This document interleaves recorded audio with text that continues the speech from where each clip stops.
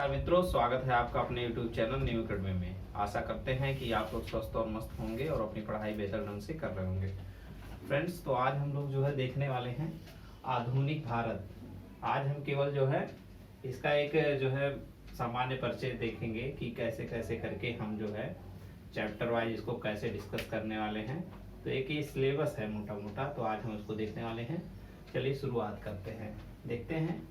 पहला है आपका यूरोपीय कंपनियों का आगमन। ठीक है, यूरोपीय कंपनियों का आगमन का मतलब हम देखेंगे। पहले जैसे पुर्तगाल आए, फिर डच आए, फिर अंग्रेज आए, ठीक है, फ्रांसीसी आए। वो लोग आते हैं, जब 3-4 जगह से देशों से लोग आते हैं तो उनके बीच टकरार भी बढ़ता है। तो जो दो लोग होते हैं, जैसे अंग्रेज होते हैं और फ्रांसीसी लोग होते हैं, तो उन दोनों में लेके यहाँ उत्तराधिकार का एक युद्ध होता है, तो जिसको कर्नाटक युद्ध बोलते हैं। ठीक है, तो फिर हम देखेंगे कैसे कर्नाटक युद्ध होता है। फिर यहाँ से क्या होता है, यहाँ से अंग्रेजों की ताकत बढ़ने लगती है। मतलब अंग्रेज एक अपना प्रभुत्व यहाँ पे भारत में बनाना शुरू कर देते हैं। ठीक है, तो अब उनका जो पहले अंग्रेज आए थे, उनका मेन उद्देश्य था कि हम यहाँ से व्यापार करेंगे और धन कमाएंगे। लेकिन अब यहाँ कर्नाटक युद्ध के बाद उनको ये लगने लगता है कि हम भारत पर एक राज भी स्थापित कर सकते हैं, अर्थात यहाँ पर हम सत्ता भी स्थापित कर सकते हैं। इसी दौड़ में वो लोग क्या करते हैं कि धीरे धीरे करके वो बंगाल को जीतते हैं। यहाँ कर्नाटक तो उनके कब्जे में हो ही जाता है, फिर बंगाल पे भी विजय कर लेते हैं वो लोग। फिर आगे करके वो अपने क्षेत्र को बढ़ाना शुरू कर देते हैं। तो उसी क्रम में मैसूर को विजय करते हैं। फिर क्या होता है कि मैसूर और ये बंगाल, कर्नाटक, ये उस समय भारत के काफी हिस्से को कवर करते थे। मतलब एक कह सकते हैं हम कि आधा भाग यहाँ तक अंग्रेजों के कब्जे में हो गया था। फिर क्या होता है कि सिख धर्म का कैसे उदय होगा। सिख धर्म में क्या है कि धार्मिक उनका कैसे, उनमें 10 गुरु हैं, उन गुरुओं के बारे में हम अध्ययन करेंगे। फिर हम क्या देखेंगे कि उनका राजनीतिक कैसा था। मतलब जब वो लोग राजनीति, मतलब क्या है कि वो लोग अपना सत्ता भी थोड़ा बहुत स्थापित किए थे, सिख धर्म के जो अनुयायी लोग थे, तो उसको देखेंगे। फिर आता है मराठा साम्राज्य। मराठा साम्राज्य में शिवाजी ने कैसे अंग्रेजों से युद्ध हुआ था। ठीक है, कैसे कैसे उनके वंशजों ने अंग्रेजों को यहाँ से भगाने का प्रयास किया, वो सब सारी चीजें हम लोग देखेंगे। फिर आता है आधुनिक भारत का आर्थिक इतिहास। जब अंग्रेज ये सब काम कर रहे थे, मतलब अपना धन यहाँ पे, अपना प्रभुत्व जमा रहे थे, और फिर क्या हुआ कि वहाँ हमारे जो कुछ अर्थशास्त्री थे, उन्होंने देखा कि वो लोग भारत का तो विकास नहीं कर रहे हैं, यहाँ से धन उठा उठा के अपने देश में ले जा रहे हैं। ठीक है, तो वो सब में कैसे क्या है वहाँ पे, और उनका क्या जमींदारी प्रथा कैसी थी, क्या क्या वो जमींदारी की कितनी प्रथाएं थी, वो सब इसमें हम देखेंगे। फिर क्या होता है कि जब अंग्रेजों का इतना बढ़ने लगता है कि वो लोग भारतवासियों को सताने लगते हैं, फिर उनका फिर एक होती है 1857 की क्रांति। फिर हम देखेंगे कि क्रांति क्या था, कहाँ किस क्षेत्र में किन्होंने नेतृत्व किया, वहाँ पे अंग्रेजी सेना प्रमुख कौन था, ये सब सारी चीजें इसमें हम लोग देखेंगे। फिर आता है कि ये तो 1857 क्रांति को सैनिक विद्रोह के नाम पे जाना जाता है।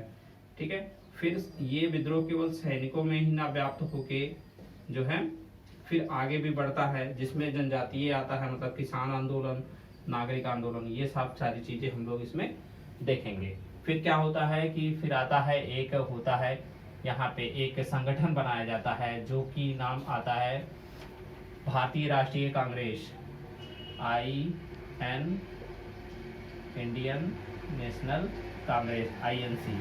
ठीक है, फिर देखेंगे कि कांग्रेस का कैसे गठन होता है, उसमें कौन कौन से पदाधिकारी होते हैं, उसकी बैठकें कहाँ कहाँ हुई हैं, क्या प्रमुख बातें हुई है, ये सब इसमें हम लोग देखेंगे। फिर आता है भारत का संवैधानिक विकास।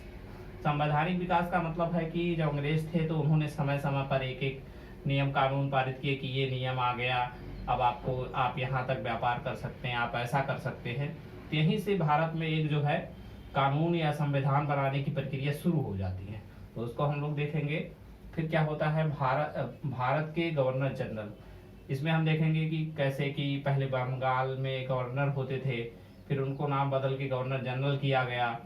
फिर इसके बाद क्या हुआ, वो बंगाल से फिर भारत के गवर्नर जनरल हो गए। ठीक, फिर वो पद समाप्त करके वायसराय हुए, फिर गवर्नर जनरल हुए। तो कैसे क्या पूरी प्रक्रिया चलती है, इसको हम लोग समझने का प्रयास आगे करेंगे। फिर आता है सामाजिक धार्मिक सुधार आंदोलन। भारत में अनेक कुरीतियां व्याप्त थी, जैसे सती प्रथा, बाल विवाह, ये सब सारी चीजें जो है इसके अंतर्गत आएंगी। बहुत सारे महापुरुष थे, राजा राम मोहन राय, दयानंद सरस्वती, ठीक है, स्वामी विवेकानंद, ये सब सारे लोगों ने मिलकर यहाँ पे भारत में उन सारी कुरीतियों को दूर करने का प्रयास किया, तो उसको हम लोग देखेंगे। फिर आता है स्वतंत्रता आंदोलन के चरण। ठीक है, इसमें 3 चरण है। ठीक है, 3 चरणों में बांटा हुआ है। एक आता है 1885 से 1905 तक, फिर 1905 से 1919 तक, और 1919 से लेके 1947 तक। कैसे तीनों चरण है उसको हम लोग देखेंगे। उसी में एक चरण है गांधी युग, तो जो है 1919 से 1947 तक जो युग होता है उसको गांधी युग के नाम से जाने जाते हैं। बहुत ही इंपॉर्टेंट है, यहाँ से हर एक परीक्षाओं में प्रश्न आते हैं। फिर हम देखेंगे कि जो ये पूरा हमारा आंदोलन चल रहा था, उन सारे आंदोलन में बहुत सारे समाचार पत्र थे और पत्र पत्रिकाएं थी जो समय समय पर लोगों के बीच में जागरूकता का काम की। तो उन सारे जो है समाचार पत्रों को किन्होंने प्रकाशित किया, उनकी प्रमुख बातें क्या थी, किस भाषा में छपती थी, सारी चीज हम लोग एक एक करके देखेंगे। तो ये पूरा जो है एक बार अगर आप लोग चाहें तो स्क्रीनशॉट ले सकते हैं और इसको जो है अपना नोट बना ले एक कि कैसे कैसे हम लोग पढ़ेंगे। तो ये पूरा देखिए आप लोग है 16 पॉइंट्स में ये हमने करने का प्रयास किया है। तो किसी में 1-2 वीडियो करके बनाएंगे तो मैक्सिमम आपको 25 वीडियो तक इसमें पूरा जाएगा, 25-30 वीडियो तक। तो हम लोग उसको धीरे धीरे बहुत अच्छे से समझने का प्रयास करेंगे। तो ठीक है, आज के लिए इतना ही रखते हैं। अगर आप लोग ये वीडियो पहली बार देख रहे हैं तो इस चैनल को आप लोग जो है सब्सक्राइब करें और अपने मित्रों के पास शेयर करें। ठीक है, तो आज के लिए इतना ही रखते हैं। तब तक के लिए जय हिंद, जय भारत, वंदे मातरम।